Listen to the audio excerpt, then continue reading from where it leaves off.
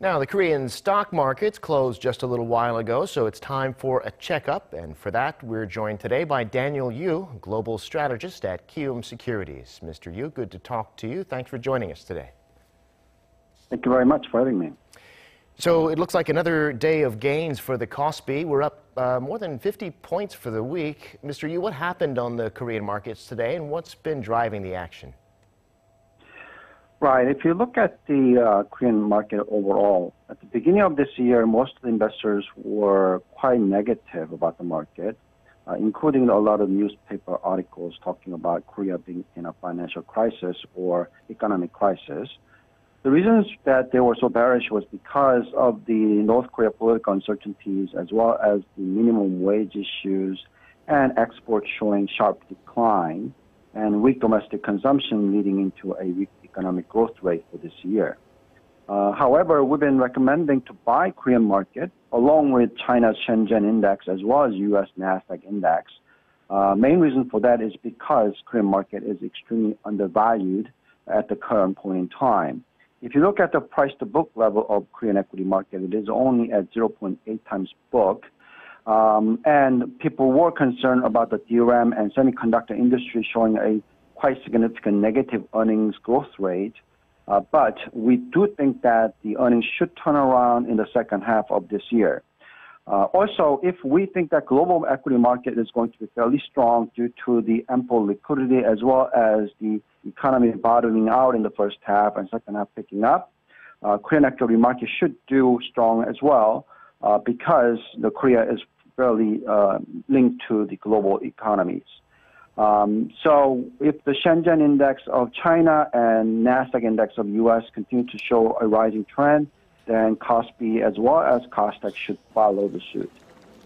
Right. Well, let's stick with the profits theme there. Earnings are out for Korean firms this week, and while it looks like revenues were up, profits were down.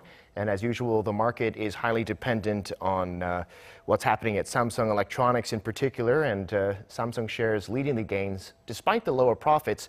Where do you see earnings down the road? Right. Everybody were fairly negative about Korean market because of this earnings trend. If you look at the earnings expectation for the 2019, from the previous year, the consensus estimation is showing a minus 22.76%. So very strong drop in the earnings, and that's the main reason why people were fairly negative about the Korean market.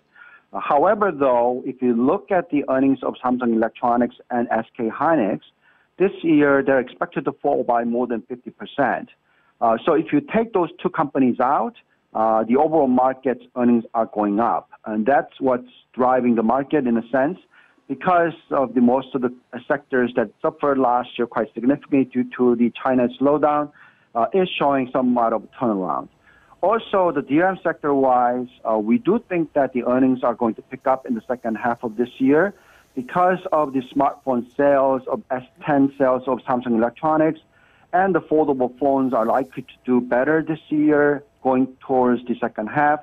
Also, the server DRAM demand is going to pick up as well. So all being said, people are looking into the future, and most likely the bottom of the earnings are going to be in the first half of this year. And second half, there should be a turnaround. And that's why the Korean equity market seems to be showing a rising trend nevertheless. Well, in the meantime, off stage, the U.S. and China are looking for a deal on trade. Do you think they'll get one, and what would that mean for equities? Yes, I do think that they will come to an agreement in the first half of this year, and that should drive the global economic growth rate going into the second half. So most likely that first half, the second quarter, should be the bottom of the economic cycle in terms of the medium term. And we do anticipate the second half, the economic growth rate to slightly pick up, and probably going into the year 2020 should be even better. So all being said, if you look at most of the markets showing a very strong growth rate, particularly Chinese markets are continue to show very strong growth. Last 1 week, most of Chinese indices are up more than 8% to somewhere close to 10%. Also, even KOSPI is showing a rising trend over the last 1 week period of more than 4% rise. As well as most of the European markets are showing just this week more than a 1% to 1.5% rise. So all being said, the equity market seems to be looking into the future, and most of the equity markets are expecting that earnings as well as the economic growth rate to pick up in the second half of this year. All right, got it. Well, we'll have to leave it there today. Thanks for your insights today, Mr. Yoo. Thank you very much.